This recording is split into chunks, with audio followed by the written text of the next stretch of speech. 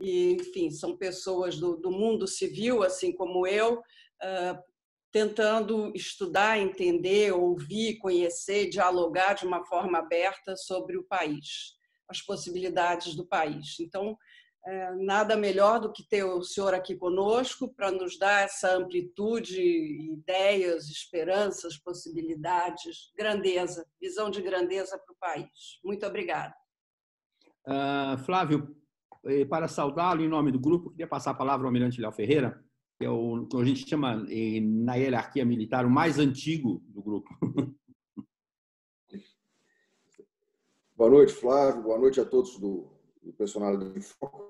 Eu estou numa situação um pouco difícil. Hoje eu estou fora do Rio de Janeiro, com uma conexão muito fraca. Então, peço desculpas se não estiver dando para entender. Mas eu queria dar as boas-vindas ao Flávio. Realmente, a sua palestra é aguardada com muita curiosidade, exatamente pelo que representa a renovação que está acontecendo no mundo do comércio, né? E talvez para nós, que não somos comerciantes, não estamos ligados a isso, tem um valor especial. Então, eu queria agradecer muito a sua presença. Eu não tenho dúvida que nós todos ganharemos com informações, com um pouco de uma visão diferente do mundo que nós não conhecemos. Então, bem-vindo a bordo, como eu disse, sucesso, obrigado por aceitar o convite e retorno a palavra, então, agora ao Jaime, que será o próximo a conduzir o evento, Jaime. Sim, serei o moderador. E eu peço desculpas se cair minha linha aí, porque realmente está muito difícil para mim. Eu estou num lugar que não tem nem telefone, tem uma internet fraquinha, mas nem telefone tem. Boa noite a todos que nos prestigiam essa noite. Boa noite, doutor Flávio Rocha. Temos hoje realmente uma honra muito grande, satisfação de tê-lo a bordo de Personalidades em Foco. O senhor Flávio Gugê Rocha, quem não conhece, um destacado empresário brasileiro, presidente do Conselho de Administração do Grupo Guararapes, que integra a rede de lojas Riachuelo, Confecções Guararapes, Midway Financeira, Transportadora Casa Verde e Shopping Midway Mall, sendo um dos 15 maiores empregadores do Brasil, com cerca de 40 mil colaboradores. Nascido na cidade de Recife, Pernambuco, com poucos meses de vida, sua família se mudou para Natal e, posteriormente, foi morar em São Paulo, mudanças ocorridas por força do perfil empreendedor de seu pai, senhor Nevaldo Rocha, sempre na busca das melhores condições operacionais e comerciais de sua empresa.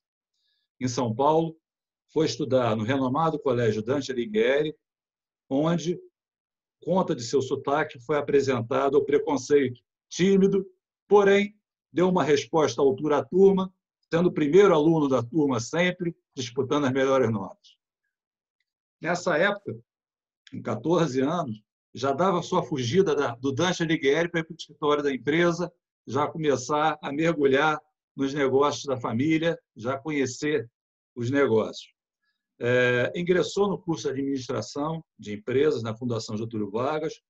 Contudo, antes da sua conclusão, já estava totalmente entorpecido pelos negócios, mergulhado totalmente nas transações comerciais, mas, mesmo assim, ele é um grande defensor da importância do embasamento acadêmico na formação do profissional, tendo participado de alguns cursos de extensão, especialmente na Harvard Business School.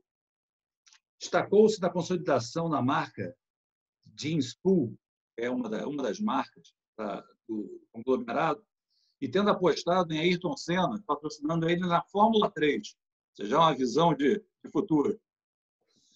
Foi presidente fundador do Instituto de Desenvolvimento do Varejo, atualmente é conselheiro, membro do Conselho Superior Estratégico da Fiesp e vice-presidente da Associação Comercial de São Paulo.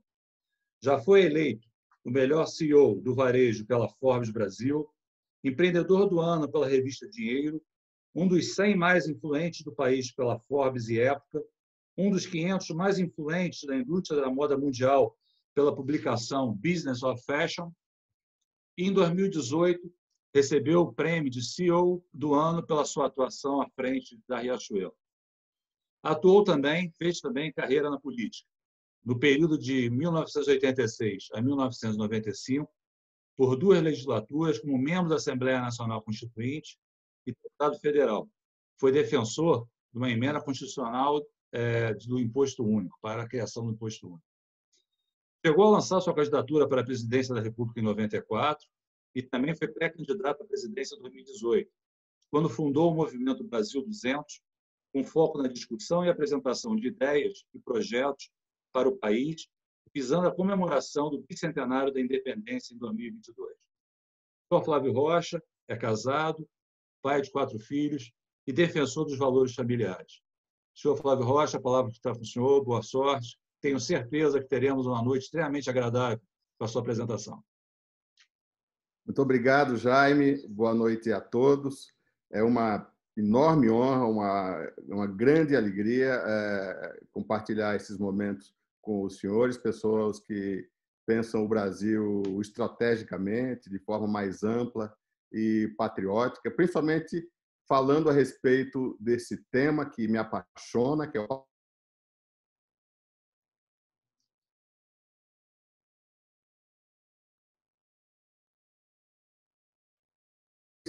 de fundo tecnológico, sem a qual não se pode imaginar uma estratégia para o país.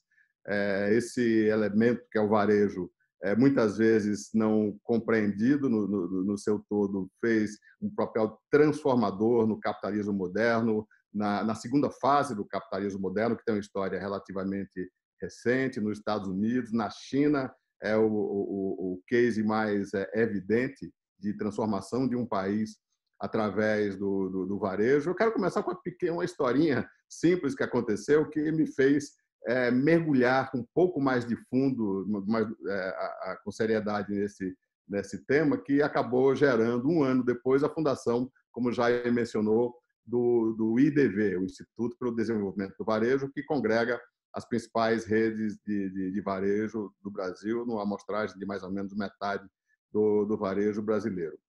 A imprensa em Natal tinha anunciado que a antiga fábrica nossa, que tinha se tornado, tinha ficado no centro da cidade, numa posição estratégica, iria se transformar num shopping center, que até hoje pertence ao nosso grupo empresarial. No dia seguinte, um amigo meu, que tinha sido dobradinha, é um deputado estadual que tinha feito dobradinha comigo na minha candidatura para Assembleia Nacional Constituinte, deputado federal, me ligou, ele é um querido amigo meu, e disse: Flavinho, você sabe, conhece os meus 3 filhos. O meu filho mais velho, fulano, é um brilhante engenheiro, está fazendo uma carreira maravilhosa na Petrobras, está encaminhado. O segundo, o economista, está indo também muito bem na Caixa Econômica Federal e está realmente encaminhado. Agora, você sabe da minha ligação com o meu caçula, o que eu mais me afeiçoou, mas ele acabou de me falar que tinha largado a faculdade. Eu já vi que ele não vai dar para nada mesmo. Então, Flavinho, eu quero que você arrume uma loja para o meu caçulinha ter alguma coisa para fazer. Aquelas palavras, né, vindo de um amigo tão íntimo, foram como uma punhalada nas minhas costas. E eu, que era um apaixonado pelo varejo, já via no varejo um setor vibrante que já gradualmente assumia o protagonismo nas cadeias de suprimento, me mostrou que a visão dos insiders do varejo não era a mesma que a percepção que existia, que resistia a décadas da época daquele varejo amadorístico, que os americanos chamam da mom and pop store, e não do varejo dinâmico, tecnologicamente equipado, em que ele se transformou e vem se transformando cada vez mais. Eu fiz também da minha missão de vida percorrer os centros de excelências, universidades, faculdades do Brasil, tentando combater este relativo preconceito que existia contra a atividade do varejo, mostrando, como eu acho que ao longo de muitos anos tem conseguido mostrar, que o varejo está realmente abrigando as carreiras mais prósperas dos melhores talentos do Brasil. E eu acho que agora, com o pós-pandemia, né, nesse tão propalados 5 anos de inclusão digital em 5 meses ou 5 semanas, o varejo se torna ainda mais um elemento catalisador dessas transformações. Historiando rapidamente o capitalismo moderno, do qual o varejo só se tornou protagonista nas últimas 4 décadas, talvez nos últimos 200 anos, alguns registram o início do capitalismo moderno com a invenção e disseminação do tear mecânico, a Revolução Industrial, ou a obra seminal de Adam Smith, A Nova Riqueza das Nações, que fincou as bases, os alicerces para um capitalismo moderno. E o fato é que, desses 2 momentos, onde a humanidade até então, em 20 mil anos de existência, convivia tragicamente com 90% de excluídos, em pouco mais de 200 anos de revolução industrial, hoje praticamente incluiu 80% da humanidade, seja no critério intelectual de analfabetos, seja no critério econômico de pessoas que vivem abaixo da linha da pobreza. O fato é que o capitalismo moderno realmente trouxe uma enorme transformação, e essa transformação se acelerou com a introdução do varejo moderno, que também teve um marco, teve uma data e teve um momento para acontecer. Aquele varejo que estava na cabeça do meu amigo deputado, o varejo coadjuvante, o varejo informal, né? O patinho feio da cadeia de suprimento, existia de fato quando um visionário chamado Sam Walton, também conhecido por ter fundado a Walmart, que durante muito tempo foi a maior empresa do mundo, né? Sam Walton estava na longínqua Bentonville, no interior do Arkansas, que era um misto de rede de supermercado com loja de departamento, numa rede regional limitada lá ao seu estado, quando passou pelo laboratório de TI e encontrou lá uma geringonça que ninguém entendia direito para que servia, mas ela emitia fachos de luz vermelha e liam desenhos listados de preto e branco, que são os códigos de barras. A genialidade de Sam Walton percebeu exatamente que estava diante de uma revolução. Ele chamou o seu principal fornecedor, que era a Procter & Gamble, né, grandes marcas aí de higiene pessoal, e alguns meses depois, né, todos os produtos da Procter & Gamble traziam nas suas embalagens estampado os códigos de barras, né? Logo em seguida, isso foi disseminado a todos os seus fornecedores, e a partir daí se começava a se capturar a mais rica e impactante informação a respeito das mais sutis sinalizações das vontades do cliente, que eram informações que eram dissipadas, eram perdidas. A inteligência estratégica, até então, estava no imponente QG do quartel-general industrial, estava na indústria, era lá que existia a inteligência estratégica, era lá que existia o desenvolvimento de produto, a pesquisa de mercado, né? Que era, no jargão do setor, o epicentro da cadeia de suprimento empurrada. A produção, a agricultura e a indústria criavam seus produtos e empurravam goela abaixo de varejo e consumidor. O leitor de código de barras, que é uma transformação tecnológica tão injustiçada, porque nunca figura das grandes transformações do mundo, foi talvez a inovação de maior impacto do mundo, que trouxe mais eficiência e produtividade, né, e qualidade de vida do que a todas as outras que a antecederam, né? A partir daí, eu costumo dizer que o leitor de código de barras está para a economia, assim como a urna eletrônica está para a democracia. A partir daí passou a se tabular, a se organizar, a se tirar sentido e fundamentar decisões a partir das mais sutis sinalizações do humor, da vontade do consumidor. Então, essa transformação foi realmente disruptiva. A transformação da cadeia produtiva empurrada para a cadeia produtiva puxada pelo varejo e, em última análise, pelo consumidor. Não foi à toa que, 20 anos depois, aquela longínqua, aquela obscura rede de supermercado de Bentonville iria se transformar na maior empresa do mundo. Agora, nesse momento, né, a transformação é não só do sentido da cadeia de produção, mas a revolução da plataforma, é da economia uberizada, a economia que os americanos chamam de peer-to-peer, né, aonde se conecta pela força da tecnologia uma oferta estratificada, né, por às vezes milhões de sellers, né, que são os fornecedores das plataformas, e na outra ponta, literalmente, dezenas de milhões de consumidores em, literalmente, trilhões de microtransações, no que representa um salto de produtividade. Isso se mescla com todo um aparato de serviços financeiros que estão realmente que vão catapultar as economias e a eficiência da humanidade para um novo patamar, né? Falando do papel da minha empresa nesse momento, e historiando um pouco como nós evoluímos, nós surfamos em cada uma dessas revoluções tecnológicas, eu prefiro dizer o que não somos, é que todo mundo acha que nós somos. Nós não somos uma rede de lojas. Mesmo porque a rede de lojas é um negócio em franca decadência que tende à extinção. Apesar de uma presença física, né, um enraizamento físico, como a nossa empresa tem, os 27 estados da federação, né, através de vários formatos.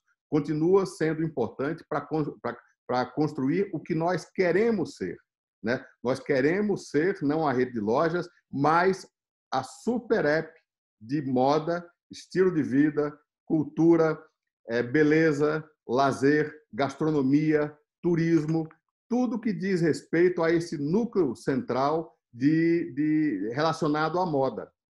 As super apps estão sendo construídas muito mundo afora, e aí eu falo de uma quebra de paradigma que o Brasil pode estar exportando levemente, brevemente. As super apps, como as super apps chinesas, a gigante, a Amazon, têm sido construídos nos alicerces de dados, né?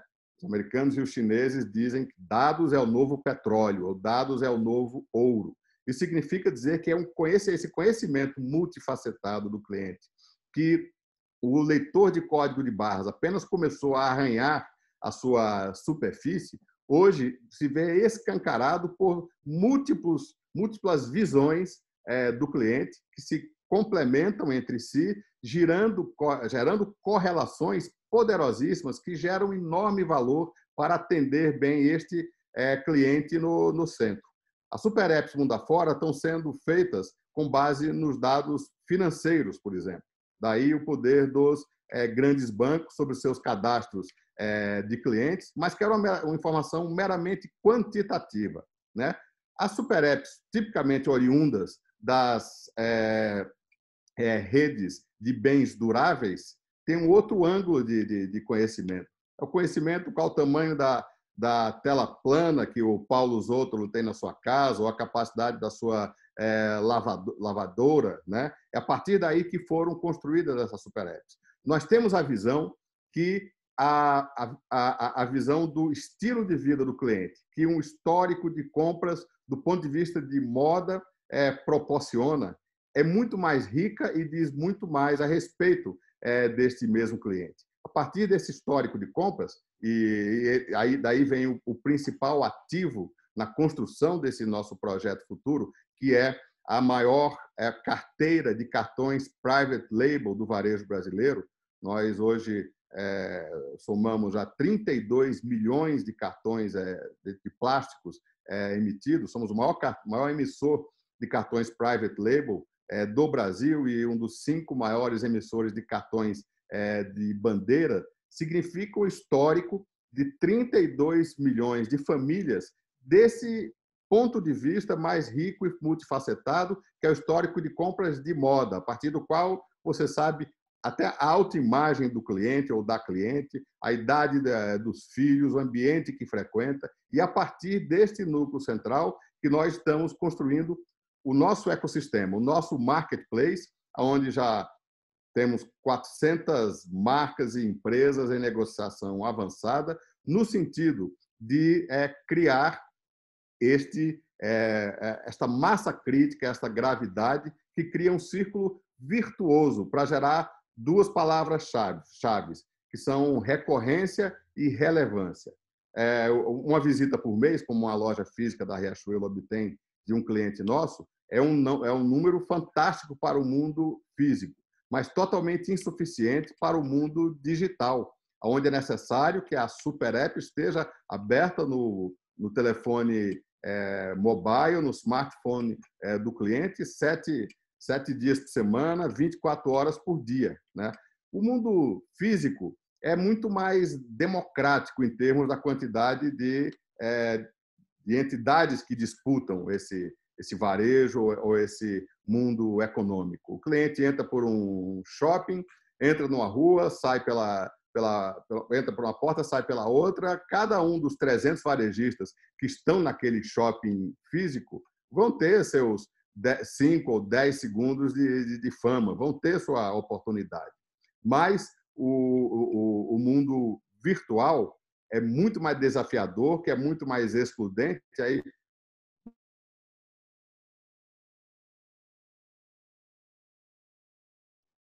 ele sumiu, né? O áudio dele, acho que o áudio... Ah, não, voltou. E você cortou aí, Flávio, alguma coisa? Você voltou a falar? Bom, eu estava falando... A última palavra foi excludente. Muito mais... Exatamente. O mundo físico é muito mais... o digital é muito mais excludente, porque não vão existir 5 ou 10 aplicativos de moda no smartphone do cliente. Vai existir um aplicativo ou 2 no máximo. Ou seja, esse é o grande desafio de você criar a recorrência e relevância para conquistar esse espaço tão disputado no smartphone do cliente. E, para isso, é necessário um trabalho de construção de pontes, né? Como me referi, estamos, nesse momento, com 400 negociações avançadas com empresas que estabelecem relações sinérgicas com esse núcleo central do nosso mix de moda.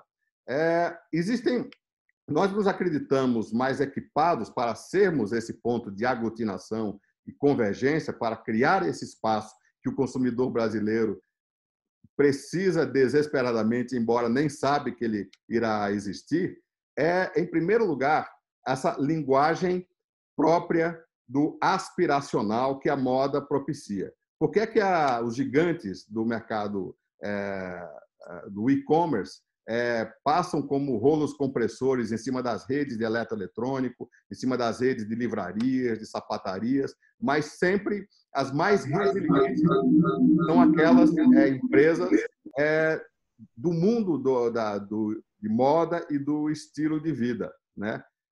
Mas as empresas que dominam essa linguagem, eu cito aqui um exemplo bobo, as mulheres vão entender mais do que nós, que as mulheres têm mais sensibilidade para a moda, não tem o mesmo gosto, a mesma sensação, a mesma atmosfera comprar um vestido numa rede de hipermercado, porque moda diz respeito à aspiracional, à atmosfera. Por isso que as empresas de moda têm realmente conseguido ser mais resilientes diante desses rolos compressores dos grandes marketplaces, das grandes empresas, grandes players de moda, né?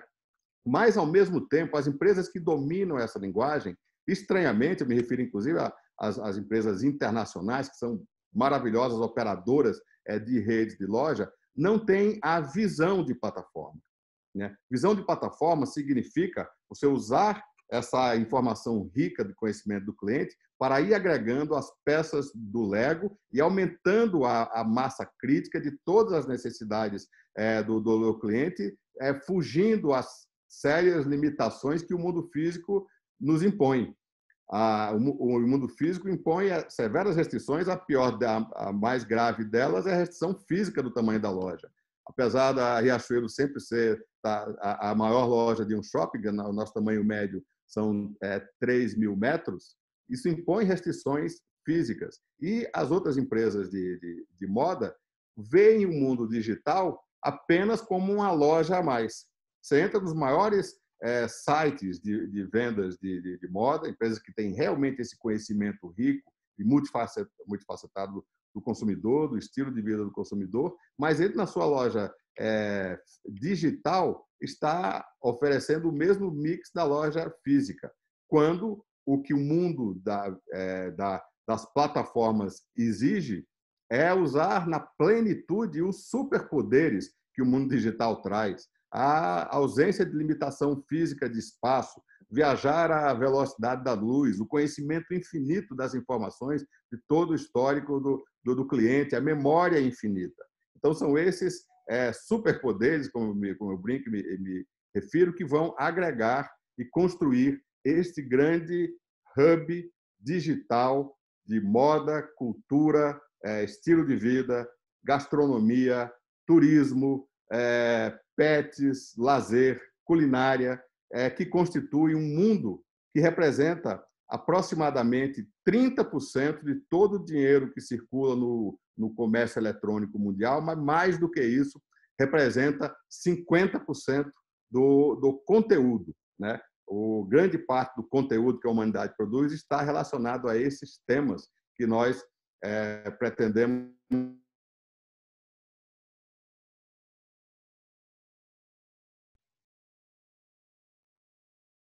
Você cortou, Flávio.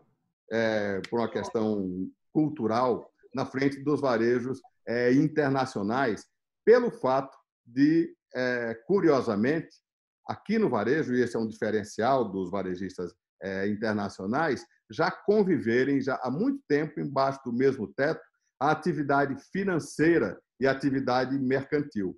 A Riachuelo, que foi pioneira com o cartão Riachuelo, que é o que me referi, já acumula esse histórico de vendas há muito tempo, né? Várias outras redes também têm a mesma prática de ter o financiamento e a venda, levar o crédito ao cliente. Dos nossos 32 milhões de detentores do cartão do Riachuelo, do 1,5 milhão de cartões que nós emitimos a cada ano, quase a metade é de clientes que nunca tinham se relacionado com o setor financeiro, né?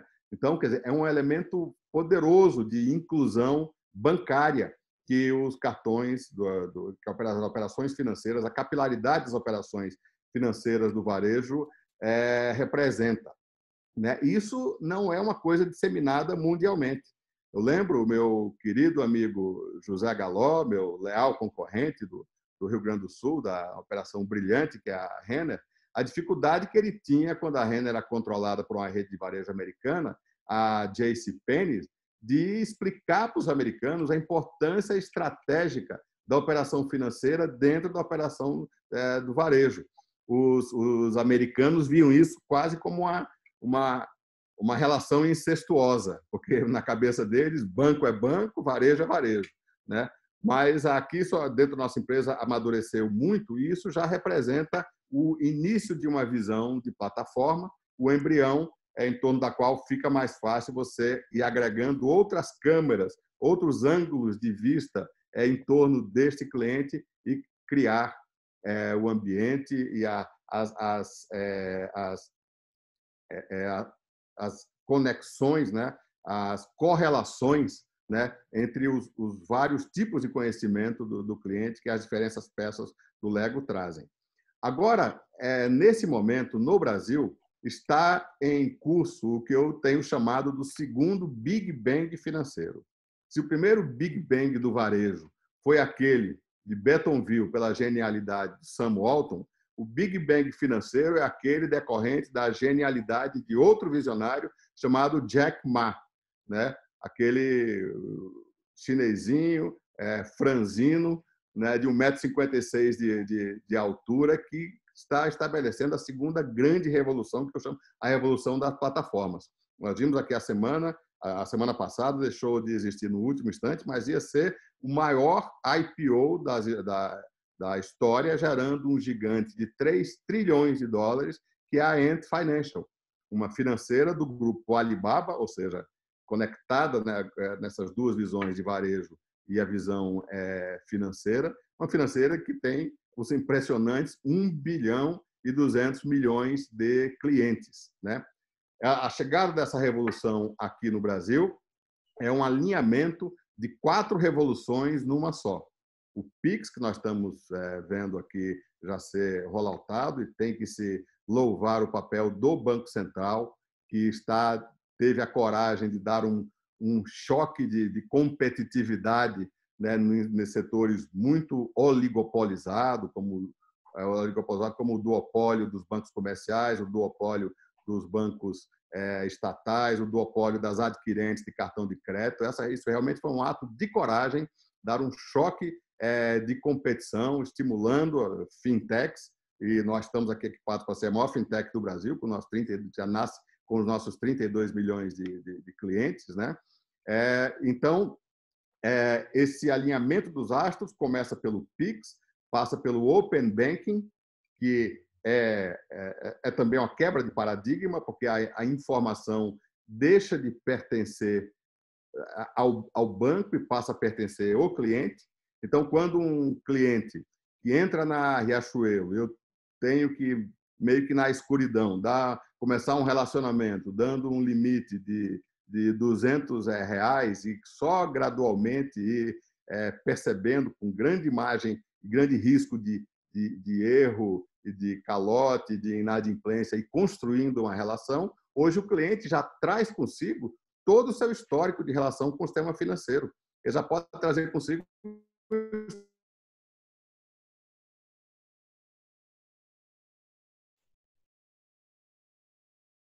a concessão do crédito. O outro ponto é o cadastro positivo, né, que já numa revolução aqui nos meses recentes, o cadastro positivo nunca tinha deslanchado, porque existia a exigência do opt-in, né? O cliente tinha que assinar dizendo que, se ele era um bom pagador, ele aceitava compartilhar o seu histórico de dados com o mercado, os birôs de crédito, e agora esse opt-in se inverteu. Ele pode, a qualquer instante, dizer que não quer mais que seus dados sejam conhecidos e sair do sistema. Mas, enquanto ele não faz isso, os dados são compartilhados, e isso é um grande benefício para o bom pagador, para o bom cliente, que está trazendo realmente uma democratização e um barateamento do crédito enorme. E o quarto elemento desse alinhamento dos astros é a Lei Geral de Proteção de Dados, que disciplina o compartilhamento desta riqueza de informações que cada atividade econômica traz. E quando se soma isso se exponencializa. E assim como na astrofísica, quando um planeta duplica a sua massa, a sua gravidade cresce exponencialmente. É exatamente isso que acontece com os dados. Quando eu consigo somar o meu conhecimento do cliente com o conhecimento da empresa que traz o fast food para o cliente, o aplicativo de alimentação, se soma com a empresa de patinete que ele alugou para saber o trajeto, se soma com a Uber, que sabe os roteiros que ele faz. Tudo isso faz descobrir correlações de enorme valor, né? Esse é um dos motivos, né? A China hoje gera 10 vezes mais dados do que os Estados Unidos, por incrível que pareça, de conhecimento do cliente. Isso representa uma assertividade, né? Uma eficiência de todo o mercado, de toda a economia para atender aquele cliente, que é um ponto fora da curva de qualquer outro mercado do mundo. Então, nós aqui temos tudo para recuperar este tempo perdido da preservação de oligopólios, de duopólios, e realmente galgar um patamar de eficiência com profundo impacto econômico, de crescimento e de barateamento e disseminação do crédito para os nossos clientes, e para os clientes do Brasil de uma maneira em geral. Apenas para encerrar também, como essas coisas mais importantes e maravilhosas têm um processo natural de evolução, né? O próprio capitalismo, que foi esse grande fator de inclusão né, de melhoria da qualidade de vida da toda a população da humanidade, de uma forma impressionante nesses 200 anos, também não para de evoluir, né? Nós temos disseminado, inclusive no IDV, no Instituto Capitalismo Consciente, algo que eu considero também uma evolução importantíssimo da forma de gestão e do capitalismo. Esse foi um aprendizado da minha história, da minha experiência como gestor, que eu quero também compartilhar, né? O gestor, ao contrário do que o capitalismo da 1.0 de Milton Friedman, que dizia que o objetivo social da empresa é ganhar dinheiro, quer dizer, o objetivo está na última linha, se a empresa ganhar dinheiro, ele paga impostos e as engrenagens da economia se movem, eu acho que se tornou obsoleto pelo capitalismo 2.0, ou capitalismo consciente, ou ainda mais conhecido pela sigla ASG, o ambiental, o social e a governança, né? Eu acho que isso distingue as empresas jurássicas, à la Milton Friedman, das empresas 2.0, das empresas realmente que fazem a diferença no mundo, né? O que uma gestão moderna deve fazer, não só em benefício das 3 letrinhas do ASG, mas em benefício até da sua própria competitividade, é fazer com que o gestor e a gestão não sejam pitbull do acionista.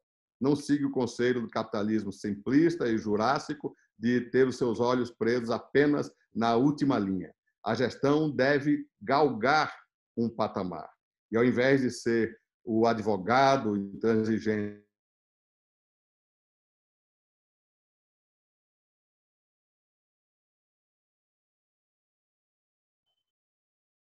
fornecedor e cliente. Você cortou um pouquinho. Você disse, ao invés de ser um advogado, e cortou. Ao invés de ser um advogado intransigente do acionista, que é apenas um dos 6 stakeholders, a gestão moderna deve galgar um patamar e se colocar no patamar de mediador isento dos 6 stakeholders, dos 6 grupos de pessoas que fazem uma corporação, que fazem uma empresa, que são capital e trabalho, ou o acionista e a sua força, os seus talentos, a força de trabalho, o fornecedor e o cliente, e a comunidade e o meio ambiente, né? Isso significa transformar conflitos históricos em sinergias. E isso só é possível quando a empresa elege um propósito aglutinador, um propósito elevado, que una. A nossa empresa tem um propósito do qual eu muito me orgulho e que tira a todos hoje já são 43, esse número toda a vida a gente tem que estar atualizando, já são 43 mil colaboradores, que eu chamo os missionários da democratização da moda. A moda, que sempre foi uma coisa, um mundo meio elitista, meio excludente, pelo formato de negócios inovador, revolucionário da nossa empresa, nós temos conseguido transformar moda num instrumento de inclusão, num instrumento de melhora da autoestima de literalmente milhões de pessoas, né? E é isso que une a todos nós. Há uma empresa de tanta diversidade como a nossa, onde tem desde costureiras, tecelães, motoristas de caminhão, operadoras de call center, operadoras de caixa, uma diversidade enorme, inclusive geográfica. É importante ter um propósito, ter um farol que nos motiva e que nos dá um sentimento de inclusão, né? Sentimento de pertencimento, né? Então, o propósito de alargar as portas de inclusão através da moda dão sentido e dão unidade à nossa empresa, além de permitir que a nossa gestão galgue esse patamar de deixar de ser apenas o pitbull, o guarda-costas do interesse do acionista, e se transforme realmente numa empresa com menos conflitos e mais sinergias e mais simbioses. Muito obrigado. Não sei se eu estourei aqui o meu tempo, mas estou aqui à inteira disposição para a fase aí mais interativa, que sempre é a mais rica. Muito obrigado. Bom, Flávio, nós é que agradecemos essa aula de um Brasil que dá certo, né? Isso aí nos enche de orgulho. Mas antes de passar a primeira pergunta, que será minha, eu gostaria de registrar, entre as presenças ilustres que nós temos essa noite, temos o ministro Furlan, está nos participando, nos acompanhando, e temos também a presença do embaixador João Mendes Pereira, também muito nos honra com suas presenças aqui essa noite. Bom, a primeira pergunta é minha, e seriam dois aspectos. Primeiro, eu vejo, né, até acompanhado aqui em casa, essa questão do comércio digital, que eu vejo a minha esposa mergulhada nisso aí, compra e recebe, não é bem aquilo que ela quer, aí devolve, aí vai. A minha primeira pergunta seria, acompanhando a parte toda de TI, deve ter uma estrutura de logística muito boa, né? Tem uma estrutura de logística diferenciada do que tinha anteriormente em termos da rede, da cadeia de lojas só. Né? Porque, para atender o cliente, ele recebe o produto e, se não agrada, tem que voltar. Essa logística toda que a empresa deve ter que mobilizar é a logística própria, é uma logística terceirizada, o nosso pessoal, a mão de obra brasileira, os recursos humanos, estão preparados, né, estão alinhados a isso. Né? E uma outra colocação, né, é a questão da China, né? Que a China ela tem surpreendido o mundo sobre vários aspectos, né? E para o seu ramo de negócio particular, a China pode ser vista como uma oportunidade, como uma ameaça, neutra, uma parceria. O que seria a China para a área do varejo, especificamente do seu grupo? Jaime, de fato, o desafio logístico é enorme, principalmente num país que tem os desafios de infraestrutura com os quais nós convivemos. Mas a evolução tem sido muito grande. Nós começamos, por exemplo, no primeiro dia da pandemia, onde, de uma hora para outra, todas as nossas lojas foram fechadas, leva de empresas que, em defesa da saúde, da segurança dos nossos colaboradores, dos nossos clientes, nós fechamos as lojas. Nós tínhamos um centro de distribuição aqui de Guarulhos que atendia o e-commerce em todo o Brasil. Hoje, nós já temos 320 centros de distribuição, tendo visto que cada loja, das lojas de formato full, né, as lojas grandes, se tornaram já um centro logístico para efeito de e-commerce. Isso faz a chamada last mile muito mais eficiente, né? E temos realmente conseguido reduzir imensamente o período de entrega. O retira em loja, que praticamente não existia no começo, hoje já chega a 40% da entrega. E se multiplicam as sinergias entre as modalidades de venda, né? Você compra no meio digital, retira na loja, ou recebe em casa e pode trocar na loja. Você pode comprar, agora com a vinda dos parceiros, por exemplo, uma grande academia de ginástica, cada personal trainer da academia de ginástica torna-se um protagonista da nossa rede de vendas pelas redes sociais, que a gente chama de Riacho Lovers, que já conta com mais de 20 mil operadores. Esse mesmo personal trainer que abre o aplicativo e vende para o seu cliente, ele pode sugerir ao seu cliente que retire ou receba a sua mercadoria, o seu equipamento de ginástica no armário da sua academia, né? Então, são todas essas sinergias possíveis, essas possibilidades que se abrem. Com relação à China, nós temos lutado muito, inclusive no IDV, com relação à equidade concorrencial, que é muito importante, né? Nós não podemos deixar que essa necessária Lei Geral de Proteção de Dados ceda a essa meio obsessão regulatória, meio policialesca aí da burocracia, não diria nem brasileira, mas ocidental, e se torne uma camisa de força, enquanto o nosso concorrente chinês daqui a pouco vai estar sabendo mais sobre o nosso cliente, que ele também está acumulando informações sobre o nosso cliente, sem as severas restrições de uma lei que seja desvirtuada na sua aplicação e se torne uma camisa de força e não um fator de geração de valor para o cliente, né? Aqui, por exemplo, há 2 semanas, logo depois, no pós-pandemia, uma empresa de varejo do Brasil ultrapassou o Itaú, a Vale do Rio Doce, a Petrobras, e se tornou-se a mais valiosa empresa do Brasil em valor de mercado, né? Mas tem uma distorção aí, que é uma empresa que está num tipo de atuação que o Estado ainda não sabe tributar. É tipicamente um camelódromo digital. Até o ministro Paulo Guedes incorporou essa minha expressão, porque o governo realmente sabe, o Estado brasileiro sabe cobrar impostos analógicos, né, de pessoas que ele sabe o endereço. Ele cobra, os nossos impostos são feitos para água encanada. A economia de água encanada é aquela onde o governo bota uma barreira fiscal na Via Dutra para um caminhão em cada 10 aleatoriamente e confere quantas camisas tem lá no caminhão da Riachuelo que está saindo do nosso centro logístico. Mas a economia hoje não é mais de água encanada, é economia uberizada, é um spray de micropartículas, de microtransações. Daqui a pouco serão os drones do Alibaba passando em cima das nossas cabeças e o Estado não sabe tributar esse tipo de transação, né? Isso aí talvez seja um outro assunto, talvez não caiba aqui, mas eu acho que faz todo sentido a transformação digital também no financiamento do Estado.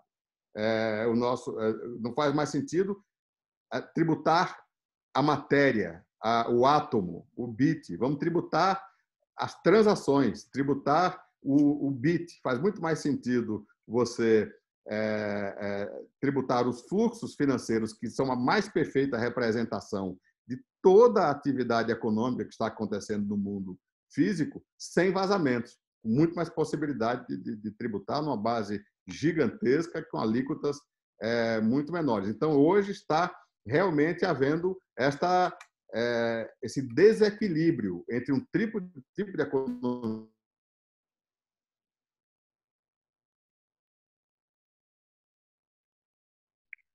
Falhou? O César Pac, mas ele não sabe tributar a maior rede de hotéis do mundo, que não tem um quarto de hotel, que é a Airbnb, que é a transformação digital do setor de hotelaria, né?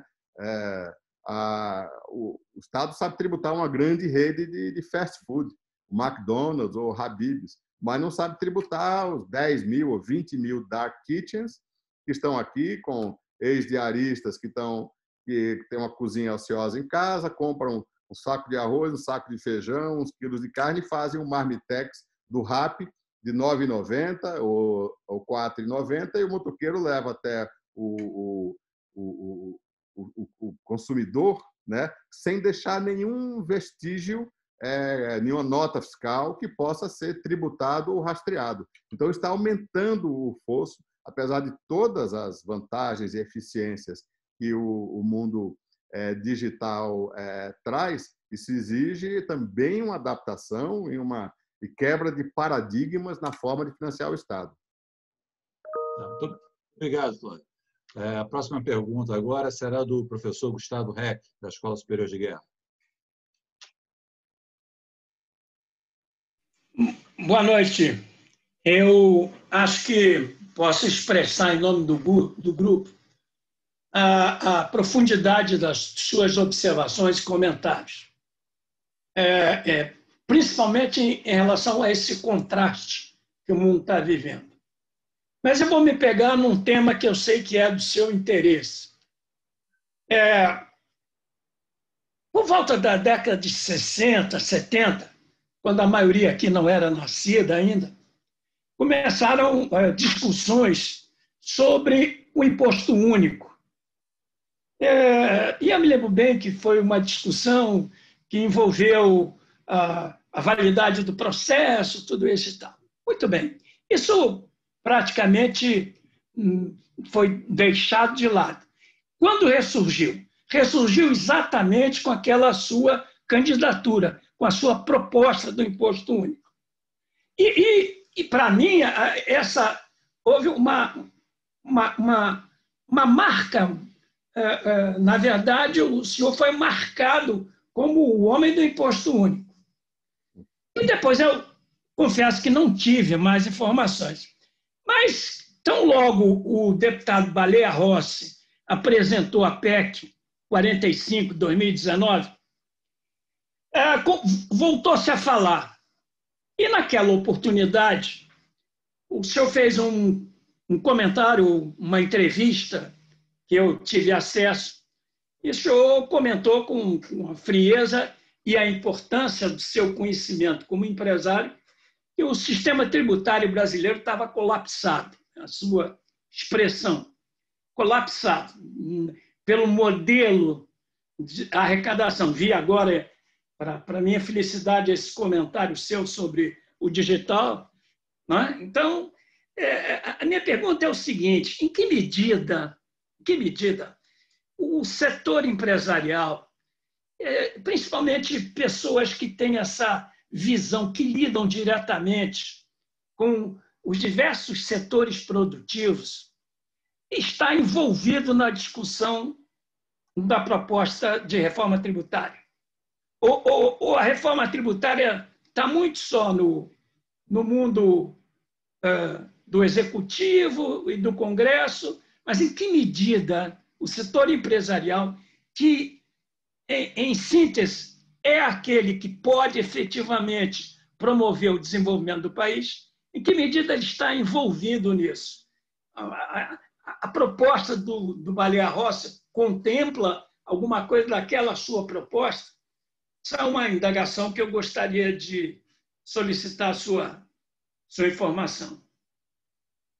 Obrigado, professor Gustavo. De fato, esse é um tema que tem acompanhado aí a minha biografia há muito tempo, desde a época da minha passagem lá pelo Congresso. Essa foi a emenda do Imposto Único, com base da tese acadêmica do professor Marco Sintra, que também compartilha esta visão. Mas Vitor Hugo dizia, professor, que nada mais forte do que uma ideia cujo tempo chegou, né? Eu acho que o desastre, essa tragédia da pandemia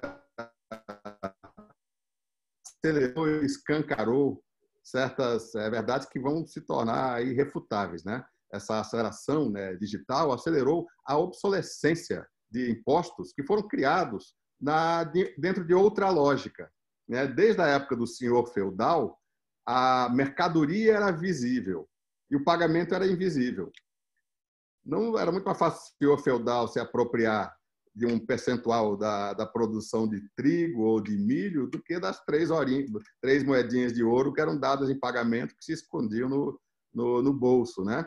Então, essa lógica se inverteu. Hoje, cada vez mais, os serviços e as mercadorias se tornam invisíveis, né? Cadeias produtivas inteiras se desmaterializam, como a indústria fonográfica, como a indústria editorial, né? Que agora passa a ser etérea, são fluxos de streaming, né? Como se diz, e o pagamento passa a ser cada vez mais visível e mais rastreável.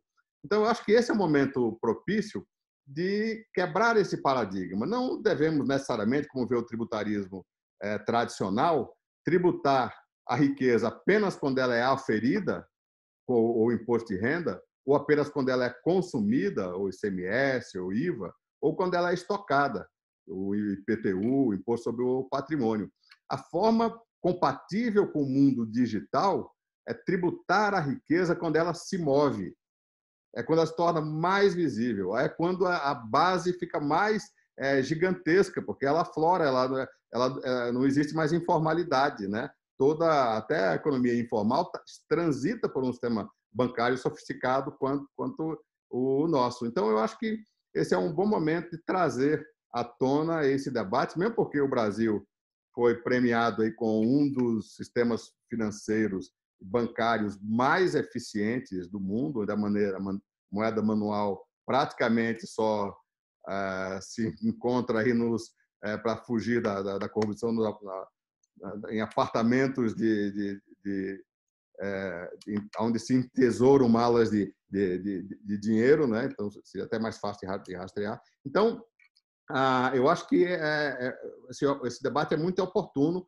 A proposta do Baleia Rossi, a PEC 45, eu vejo com muita preocupação, mas eu acho que está cada vez mais evidente a sua inviabilidade política, porque ela foi construída em torno de um dogma muito perigoso, que é o imposto flat, né? O imposto flat significa tira o IPI do automóvel e joga no cabeleireiro, no restaurante, setores altamente vulneráveis à informalidade. Isso tem um potencial de desorganização muito grande da economia. Eu acho que a PEC 45 se inviabilizou porque os setores mais organizados a defenderam, que são setores que seriam fortemente desonerados. Tipicamente, o setor financeiro e a indústria de alto IPI. Mas os setores que vão ser extremamente onerados, e muitos deles empurrados integralmente para a informalidade, são aqueles setores que geram 80% dos empregos. Serviço, construção civil, o agro e o varejo, né? Quando você desonera esses setores blindados contra a sonegação, que são tipicamente setores pagadores, energia elétrica, telecomunicações, indústria de alto IPI, como indústria automobilística, e o setor financeiro, né? Esses realmente são muito tributados, mas porque eles têm poder de repassar imposto para preço. Os outros setores de grande informalidade não conseguem isso, né? E esse conceito do flat, que é o principal dogma aí da PEC 45, tem um potencial muito preocupante de desorganizar esta economia e empurrar setores inteiros para a informalidade. Obrigado pela sua resposta. Muito obrigado. Obrigado, professor. Ministro Furlan, por favor, você poderia colocar a sua pergunta?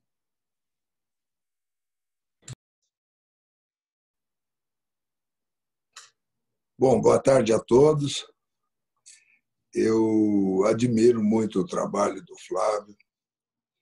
E é um apostolado, não é? E a minha pergunta para ele, parte já foi respondida na pergunta anterior, mas você não está cansando desse apostolado, senhor Flávio Rocha? Como é que diz na Bíblia que você está pregando no deserto? Você não sente isso de vez em quando? Que você se movimenta, articula, tenta fazer as coisas e só bate em paredão, paredão, paredão, paredão. E isso não está atrapalhando você cuidar da sua empresa? Será que eu estou pensando errado? Gostaria que assim fosse. Obrigado, ministro, pela pergunta. Prazer enorme em vê-lo aqui. Sempre é uma honra estar com você.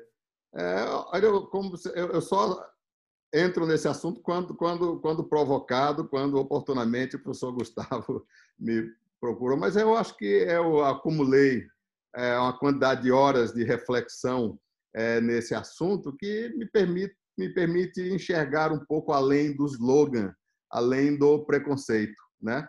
Eu acho que o tempo vai trazer esta realidade mais cedo ou mais tarde, né? A transformação digital irá trazer as bases tradicionais estão se esfarelando, estão se desintegrando, desaparecendo.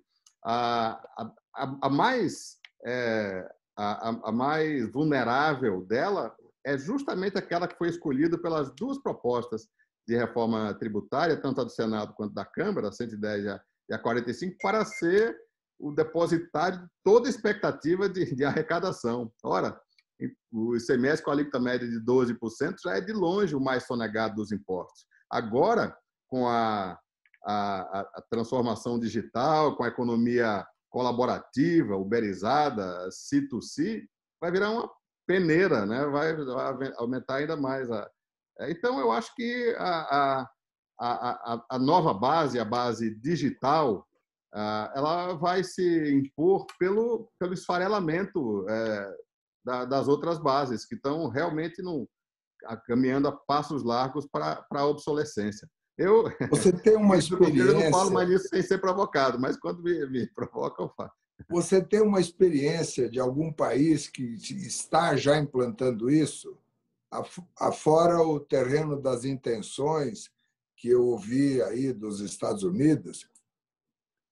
Existem intenções. Eu, por exemplo, estive agora há pouco tempo atrás, antes da pandemia, com uma pessoa que me impressionou muito, que ele é o professor Marc Chenet. Ele é uma pessoa brilhante, ele é o head da área de bancarização e finanças da Universidade de Zurique. Ele já está praticamente concluindo a coleta de assinaturas para colocar em plebiscito lá na Suíça o que ele chama o microtax, né? Então, esse assunto, imposto sobre transações, existe em pelo menos 20 países e está sendo debatido pelo menos em outros 20. Agora, tem dois pré-requisitos fundamentais. Primeiro, um sistema bancário realmente digital, realmente disseminado, que já tenha aposentado a moeda manual. E segundo, a falência do sistema antigo, né? Os Estados Unidos, um imposto como esse, poderia ter alíquota de 0,1%, porque lá o volume de transações é 120 vezes o PIB. Mas eles conseguem arrecadar, né, os 25% do PIB que eles precisam, com baixíssima informalidade, sem fazer movimentos bruscos, né? Então, eu acho que nada mais natural que um movimento, né, realmente disruptivo como esse comece com a sociedade que mais está sofrendo com o problema. E eu não vejo outro país que esteja sofrendo tanto com o chamado manicômio tributário quanto o Brasil, né? Com um contencioso tributário de 5 trilhões. Cada vez que eu ouço esse nome, ele cresce 1 trilhão. O Paulo Guedes falou essa semana em 5 trilhões de contencioso tributário, e, né, a quantidade de ações... mais que o PIB. Não é? Mais que o PIB brasileiro. 60% do PIB. Então, eu acho natural que comece por aqui. E também outra coisa que muitas vezes as pessoas se assustam, não estamos propondo um movimento brusco. Eu acho que a proposta do ministro Paulo Guedes de começar substituindo o mais cruel de todos os impostos, que é a tributação da folha de pagamento, que é a tributação sobre o desemprego, né? Substituído por uma alíquota que, na conta do Ministério da Fazenda, daria 0,2% em cada ponta. Mas eles estão, ministro, partindo de um dado histórico de 1993. Meu Deus do céu, porque veio do Banco Central. O Banco Central, já todos os seus méritos, ele não gosta dessa forma de tributação. Porque, a rigor, nós estamos falando aqui numa queda de braço entre o físico e o digital. Nós vamos tributar os fazendeiros, os comerciantes, os cabeleireiros, donos de restaurante, ou vamos tributar os banqueiros. Então, é uma queda de braço importante. Mas o Banco Central está, ao calcular a base do ICMS, né, eu acho que até maliciosamente, indo pegar uma base de 26 anos atrás e dizendo que essa base não cresceu de lá para cá. Eu lhe digo que essa base cresceu 30 vezes de lá para cá. Basta visitar lá em Basileia o BIS, que é o Banco Central dos Bancos Centrais, onde está escrito que no Brasil se transacionam 180 vezes o PIB. Muito obrigado. A Fazenda sempre subestima para poder arrecadar mais. Onde podia ser 0,05, já está... Não, 0,005 já põe 0,2, né? O importante é começar. Se a gente começar, a gente vai mostrar o potencial e o tamanho da base por uma mera regra de 3, e eu acho que gradualmente vai ficar muito defensável e substituir os impostos burocráticos injustos, porque criam uma concorrência informal, né? Você vai gradualmente substituindo até chegar ao sonhado imposto único. Muito bem. Convido agora o professor da FGV, Luiz de Sério, para fazer a sua pergunta.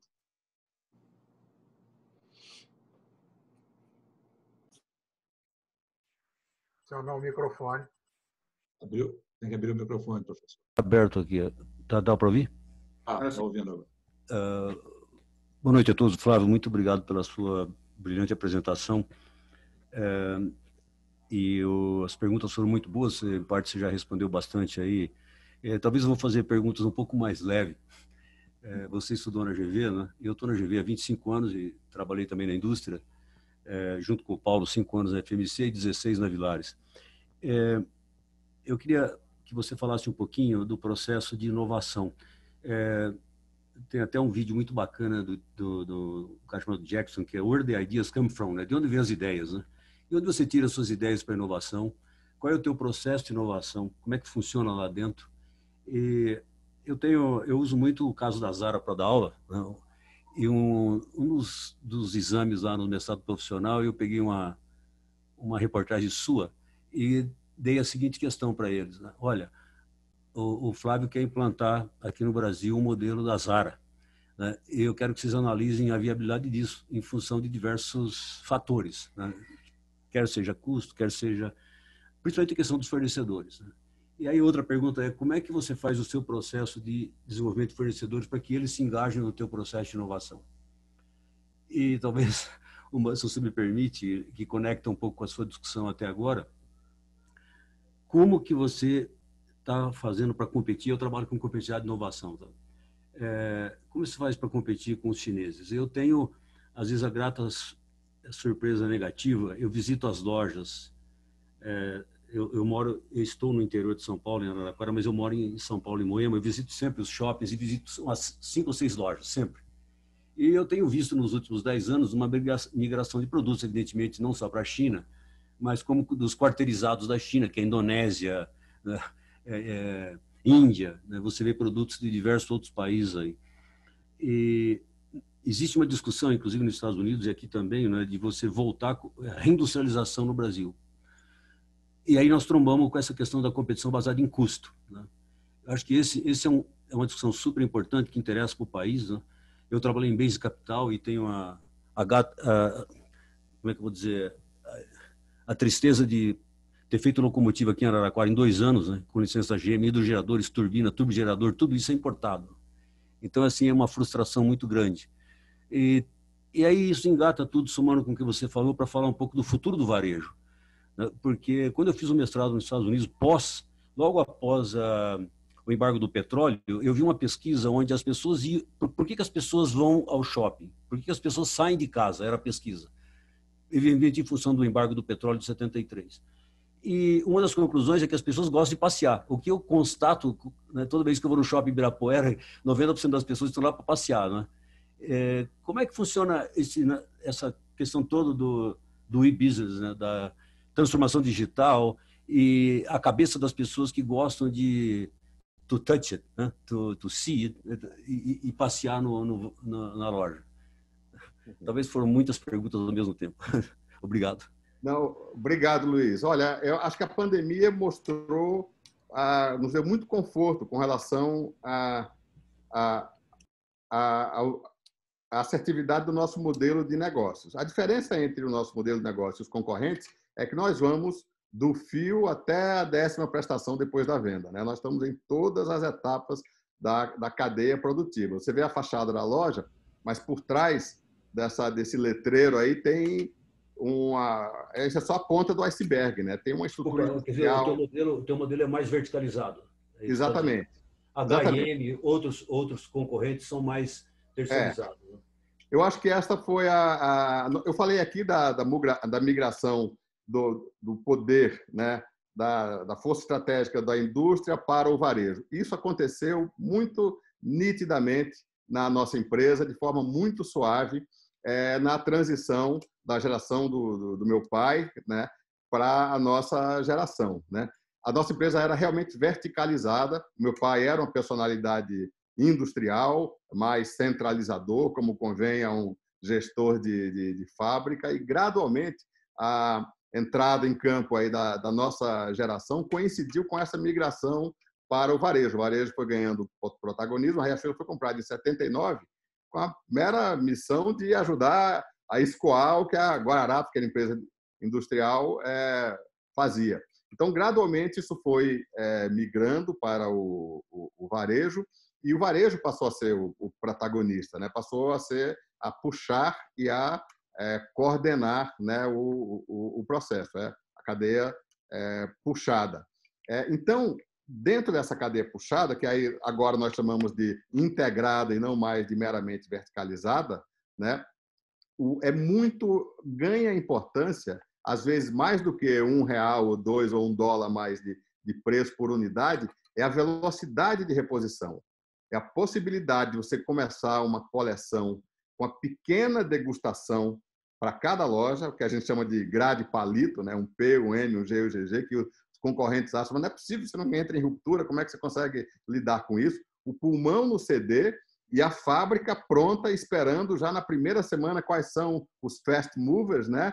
Para fazer a reposição dentro do período de vida daquela peça, né? É uma coisa completamente fora do alcance dos nossos concorrentes, que têm uma grande dependência da eficiência e dos baixos preços asiáticos, mas, consequentemente, também, enquanto a gente fala de lead time de reposição de dias, eles falam de lead time de meses. Então, isso é que dá sentido a você ter a cadeia produtiva sob os nossos olhos, né? E com a capacidade de reagir rapidamente, né? É o caminhão-pipa versus a água encanada, né? Uma coleção no modelo logístico tradicional, você recebe doses sazonais de cada um dos produtos. São grades de 48, de 60 peças, né?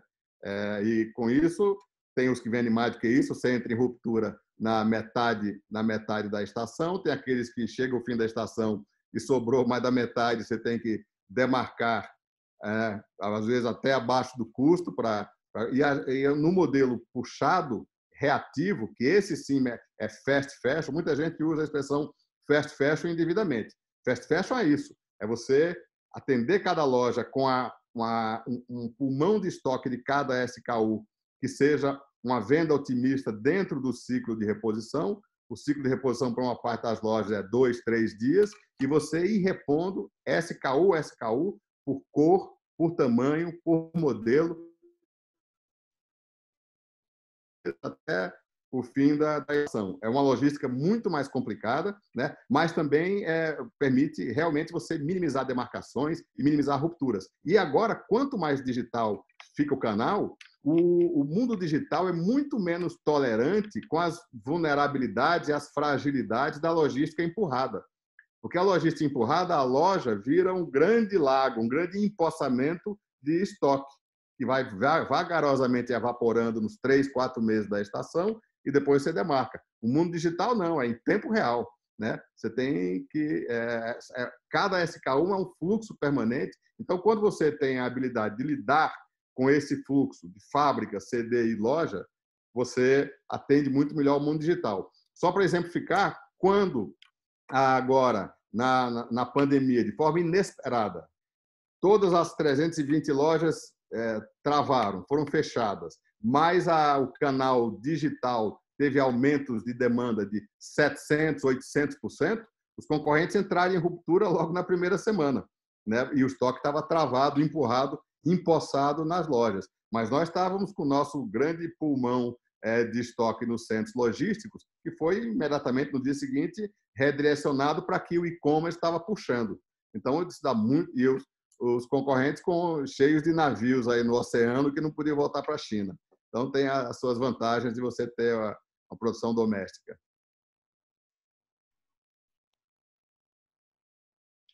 Muito obrigado, muito obrigado. Bom, a próxima pergunta agora, comandante Raposo, da Escola Superior de Guerra.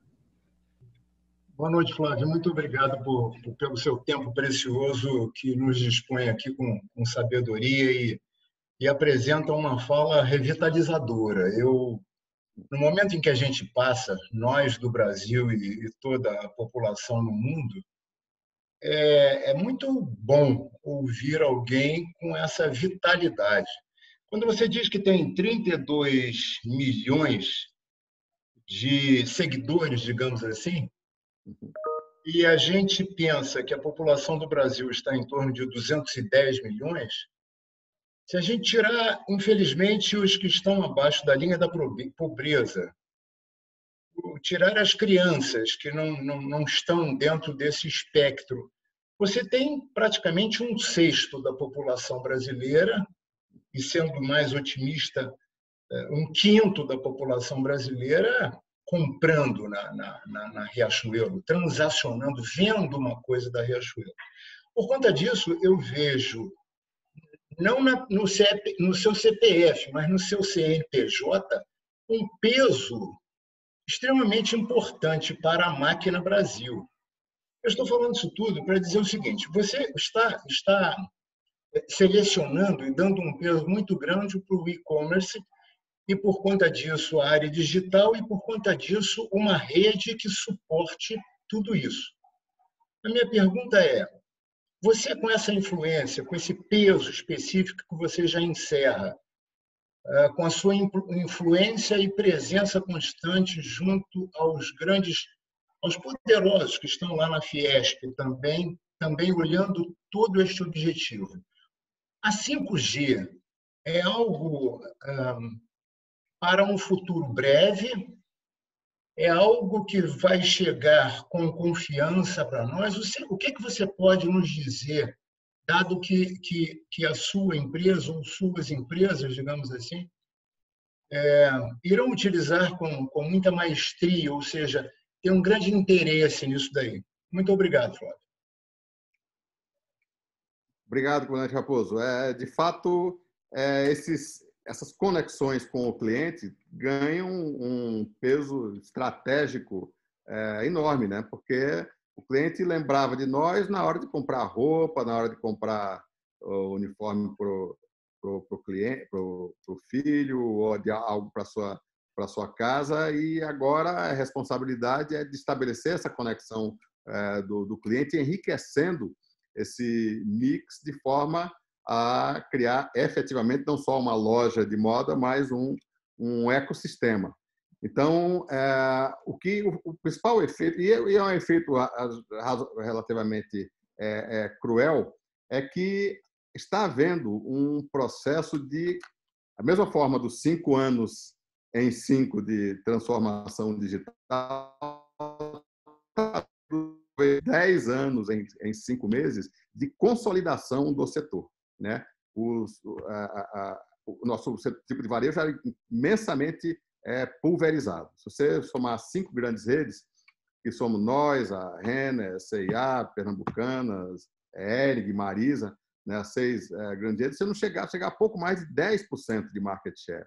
Era uma enorme pulverização e uma informalidade maior ainda. Agora, essa consolidação acontece justamente tendo como catalisador essa conexão com o cliente, né? Então, essa mudança de processo que nós temos que estar atentos, mas, em última análise, torna o mundo do varejo mais democrático em outros aspectos. Eu acho que quem que tiver uma visão individualista do jogo vai ficar fora do jogo. Nós mesmos, repito, seguidamente eu repito lá para o nosso time que Super App é como melancia, ninguém come sozinho, você tem que compartilhar, você tem que dividir com as outras pessoas, você tem que trazer parcerias, você tem que trazer pontes, compartilhar os louros da vitória, né? Porque nós, individualmente, ninguém vai criar o seu espaço no mundo digital, que, como já disse, o mundo digital é aquele onde o vencedor leva todas as fichas. Então, a nossa visão, o nosso esforço é no sentido... Eu, pessoalmente, tenho usado boa parte do meu tempo na construção dessas pontes, de tender a mostrar a empresas como a nossa, empresas que podem ser o nosso potencial, que podem ir aumentando a gravidade do nosso planeta, de que esse é um jogo em que nós precisamos estar juntos. Porque se nós estivermos juntos, nós temos a condição de, a partir da visão privilegiada do cliente, que o mundo da moda e do estilo de vida dá, construirmos, sim, a grande super app brasileira. Muito obrigado. Eu continuo achando e repito as minhas primeiras palavras. É revitalizador ouvir isso tudo. Muito obrigado, Flávio. Continuado sucesso. Obrigado. Flávio, o seu tema é extremamente empolgante. Eu tenho aqui uma lista enorme de pessoas querendo perguntar, mas eu sei que empresário trabalha, tempo é dinheiro. Então, o que já foi passado para nós aqui realmente foi uma aula sensacional. Eu que, dentro da Marinha, estou quase 45 anos, dedicado à área de logística, de orçamento, eu fico extremamente empolgado em ouvir tudo isso que nos foi passado hoje aqui. Realmente, muito obrigado pela sua disponibilidade, pelas informações, por tudo que nos foi passado. Para encerrar, para fazer uma última pergunta, eu passo agora para o Paulo Zola. Muito obrigado, hein, Flávio. Flávio, foi muito bom. Você sabe que esse é um tema apaixonante, né? A ideia de convidá-lo para participar aqui do Personalidades em Foco é do conhecimento que eu já tinha a seu respeito, do seu profundo conhecimento da área de varejo, essa transição que o mundo está passando do varejo tradicional para o varejo eletrônico, né? Mas tem também uma outra razão também. Não sei se você sabe que esse grupo aqui ele é formado de ex-oficiais, a maioria são veteranos da Marinha. E a data magna da Marinha é no dia 11 de junho, que é o dia da Batalha de Riachuelo. Né? Então, a pergunta é por que a sua empresa chama Riachuelo? É a primeira pergunta.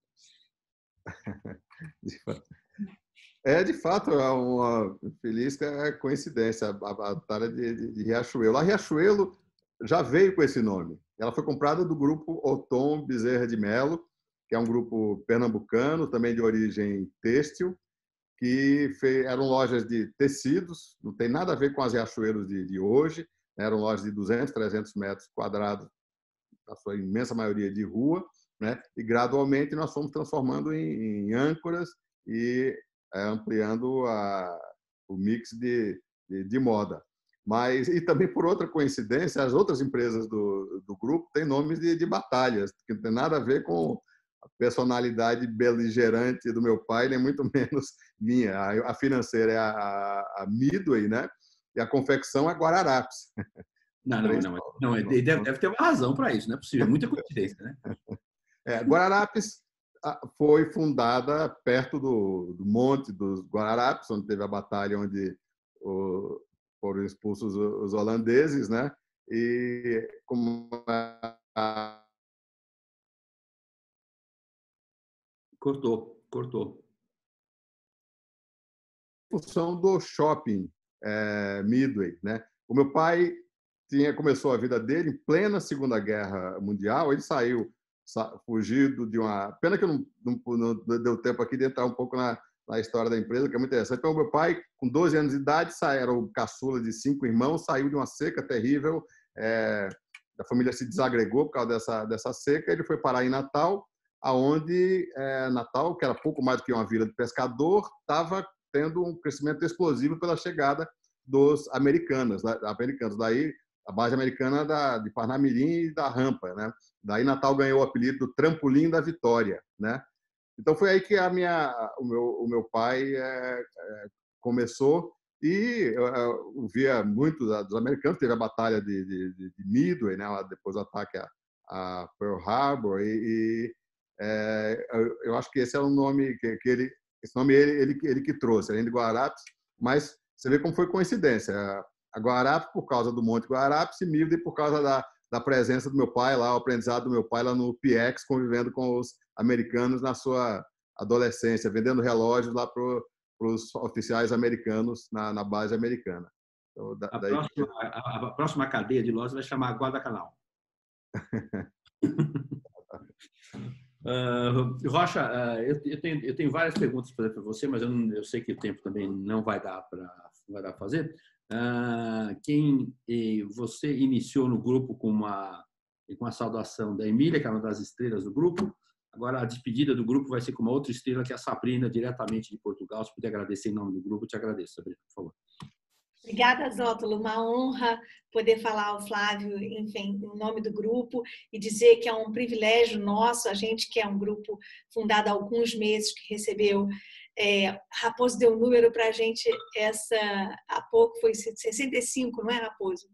O número de pessoas que já falaram aqui com a gente foi 64.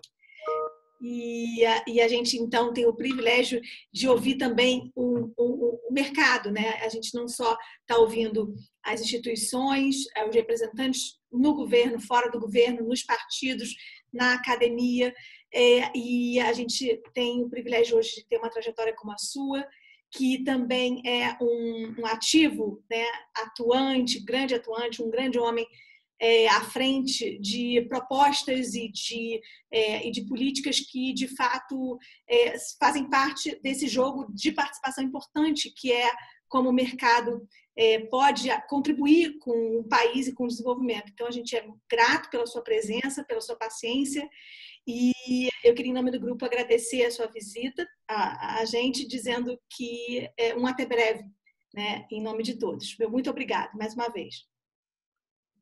Muito obrigado, Sabrina, muito obrigado, Zótolo, Jaime, a todos que estão aqui, que nos brindaram com a sua paciência até essa hora. Espero ter trazido aí desses anos de barriga no balcão, acrescentado algum. Eu, antes de entrar aqui, eu fiquei apreensivo porque vi a lista, né, de ilustre de pessoas que me antecederam, 64 outros palestrantes que me antecederam, e fiquei muito honrado em passar a integrar esse grupo. A mensagem final que eu quero deixar é de otimismo, porque o varejista que não for otimista deve procurar outra profissão, mas o meu otimismo é sincero, calcado numa crença patriótica real no futuro do Brasil. Eu acho que nada supera a força das ideias boas, e eu sempre tenho dito que o binômio da democracia está mais do que presente na condução, o binômio da prosperidade está mais do que presente na condução dos nossos destinos, que é a combinação saudável, fértil de democracia com livre mercado, né? Eu acho que essas ideias estão à frente na condução do nosso país, mais do que nunca, e isso embasa o meu otimismo no futuro e na prosperidade desse país. Muito obrigado a todos. Flávio, quando você falou da concorrência leal, da importância da concorrência leal, né? Então, não se constrói um Brasil só de um, né? É de muitos. E a gente tem certeza de que você é um ator importante para a construção desse projeto que a gente quer ver bem-sucedido. Obrigada. Muito obrigado. Um abraço a todos. Flávio, ainda temos uma derradeira pergunta, que essa é um pouco mais rápida para você. Qual o seu time de futebol? Eu sou corintiano. Eu sou corintiano e América. Eu saí de Natal com 8 anos de idade. E lá eu cheguei até a ser presidente do América, a ser dirigente do América algum tempo depois, na minha fase política, quando eu voltei para Natal, né? Mas não sei por que nasceram 4 São Paulinos na minha casa. Não consegui passar esse gosto para os meus filhos. América Futebol Clube? É. Não, isso é inédito aqui no grupo. Não tivemos até agora nenhum torcedor, nem do América, nem da Portuguesa de Natal. Mais raro ainda, América de Natal. América de Natal. Natal. Então, e vamos, por favor, abrir os microfones, uma salva de palmas para o Flávio.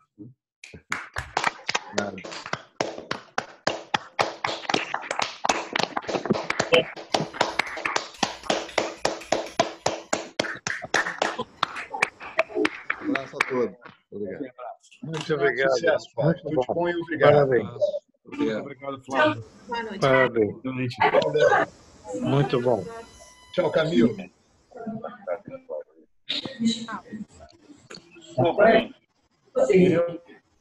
Vai tomar o uísque, agora viu a câmera, vai tomar Boa noite a todos. Boa noite. Boa noite a todos. Boa noite a todos. Boa noite. Boa noite, Ricardo. Eu olhei a hora aqui, eu estava de olho em você, Foi Ricardo. maravilhoso. Ele chegou atrasado mesmo. O Ricardo chegou atrasado. Atrasados à ordem, eu vi isso. Chegou atrasado, pegou uma pole. Lobato estava ali no Pátio Saldanha, também chegou atrasado. Reação do réu é a minha pegada. Certo, Ricardo, ou não? Jaime, parabéns. Parabéns, Jaime. Beleza. Vamos para o próximo? Ô, Raposo, tá tudo em ordem lá para o jantar, na lista que você passou? Tudo funcionando? Tá. Tá. Tá? Tá. Senhores, eu me despeço. Espera aí, não vamos nos encontrar?